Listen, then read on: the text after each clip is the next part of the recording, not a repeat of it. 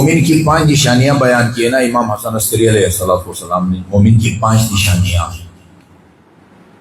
ان میں سے سب سے پہلی نشانی یہ ہے نماز جب وہ پڑھے گا بسم اللہ اونچی آواز میں پڑھے گا. نماز نہ پڑھے صرف اونچی آواز میں پڑھنے بسم اللہ پڑھنا یہ مومن کی نشانی بن سکتی ہے؟ نہیں، نماز میں بسم اللہ اونچی آواز میں پڑھے گا. اب یہ فقہی مسئلہ ہے، صبح کی نماز، مغرب کی نماز، عشاء کی نماز، اگر آپ خود گھر پڑھ رہے ہیں آپ نے حمد و سورہ کو اونچی آواز میں پڑھنا ہے.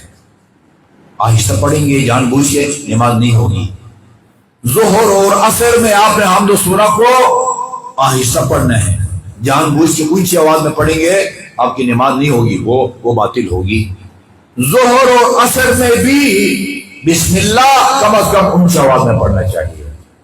مومن کی پہلی نشانی یہ ہے کہ سورہ فاتحہ میں بسم اللہ الرحمن الرحیم اونچی آواز میں پڑھے. خدا کرے 5 کی 5 یہ نشانیاں مجھے یاد ہوں. یہ کتنے ہو گئی؟ پہلی نشانی. دوسری نشانی خاک پر سجدہ کرے، کارپٹ پر نہیں. ادھر مدینے میں وہ جب ہمارے ہاتھ سے بعض اوقات نا لوگ بے احتیاطی کرتے ہیں، سجدگاہ رکھتے ہیں سامنے، بعض اوقات ادھر کے مولوی چھین لیتے ہیں، سجدگاہ چھین لیتے ہیں، توہین بھی کرتے ہیں. امام خمینی فرماتے تھے حرام ہے وہاں سجدگاہ جا کے رکھ کے نماز پڑھنا، کیونکہ وہ سجدگاہ کی توہین کرتے ہیں، اس کی ذمہ دار آپ بنتے ہیں. اور پھر کہتے ہیں تم نہ اس ٹھیکری کے لیے جو ہے نا وہ عبادت کرتے ہو. مجھ سے خود کہا ہے تم اس ٹھیکری کے لیے عبادت کرتے ہو. میں نے کہا یار ٹھیکری پر نماز پڑھنے سے اگر ٹھیکری کی عبادت ہوتی ہے پھر آپ پیشانی کارپٹ پر رکھتے ہیں، آپ پھر کارپٹ کی عبادت کرتے ہیں. ہوا میں تو نہیں رکھنا بھائی، وہ کسی نے کسی چیز پر تو رکھنا ہے نا. آپ کارپٹ پر رکھتے ہیں، میں خاک شفاف پر رکھتا ہوں، کاغذ پر رکھتا ہوں، پتھر پر رکھتا ہوں، پتے پر رکھتا ہوں. بھائی جس چیز پر پیشانی رکھ کر نماز کی جاتی ہے اس کے لیے سجدہ نہیں کیا جاتا، سجدہ خدا کے لیے کیا جاتا ہے. ہمیں رسول نے اولاد رسول نے فرمایا ہے جعلت لی الارض مسجدا وطہورا، اللہ تعالیٰ نے زمین کو میرے لیے سجدہ بھی بنایا ہے، پاک چیزوں کو ناپاک چیزوں کو پاک کرنے کا ذریعہ بھی بتایا ہے. ٹھیک ہے جی؟ ہاں، زمین پر خاک پر سجدہ کرنا یہ مومن کی دوسری علامت ہے. 2 ہو گئی نا. تیسری علامت کیا ہے؟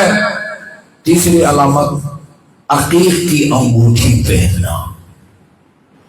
عقیق کی انگوٹھی پہننا. چوتھی علامت کیا ہے؟ زیارت اربعین. زیارت اربعین. 5ویں علامت ذہن میں نہیں آ رہی ہے. آسان تم جزاکم اللہ خیر. 24 گھنٹے میں یہ دیکھ آپ اندازہ لگائے نہیں کدھر ہے علی جی امام حسن عسکری کے خیالات، ان کی ترجیحات اور ہمارے ترجیحات اور خیالات میں کتنا فاصلہ ہے. ادھر ایک بندہ نمازیوں کو برا بلا کہتا ہے، نماز کو برا بلا کہتا ہے اور نعوذ باللہ اس کو لعنتی کہتا ہے. ادھر امام فرماتے ہیں مومن کی نشانی 24 گھنٹے میں 51 رکعت نماز پڑھنے ہے. کس کی بات مانے؟ 24 گھنٹے میں 51 رکعت نماز، 17 فرض اور 17 کا دگنا 2 17 34 جمع 17 51 ہے نا. یہ 51 رکعت نماز پڑھنا اور زیارت اربعین. یہ 5 نشانیاں. ان 5 نشانیوں میں 3 کا تعلق نماز سے. غور فرما رہے ہیں؟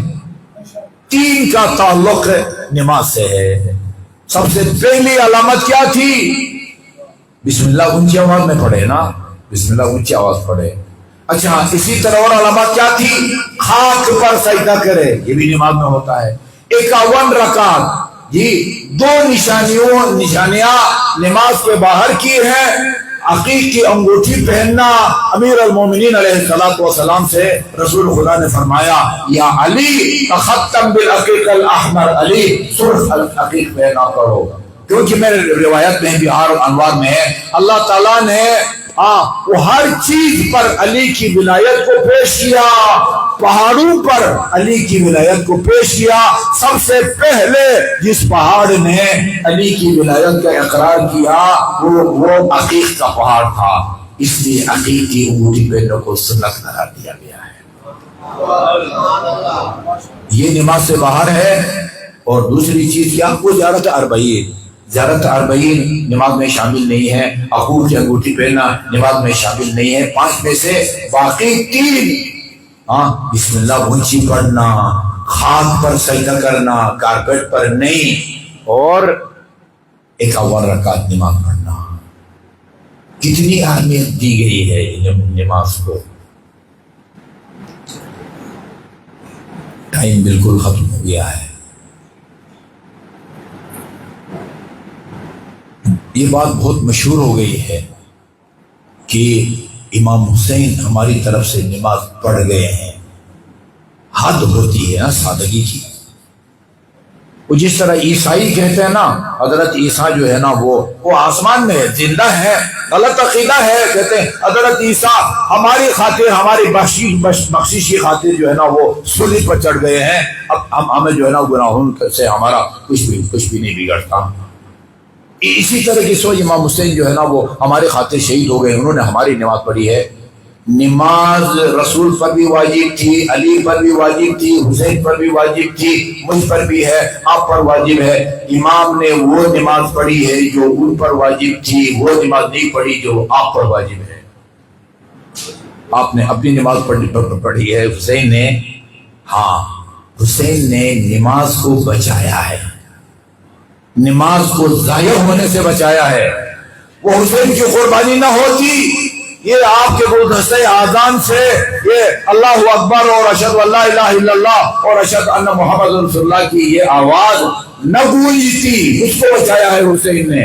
امام زین العابدین سے کسی نے پوچھا تھا یہ اس جنگ میں کس کو فتح یا کس کو شکست ہوئی ہے؟ فرمایا اگر معلوم کرنا چاہتے ہو نا کس کی شکست ہوئی ہے اور کس کی وہ فتح ہوئی ہے، جب آذان کا وقت ہو پھر دیکھنا فتح کس کی ہوئی ہے اور شکست ہوئی۔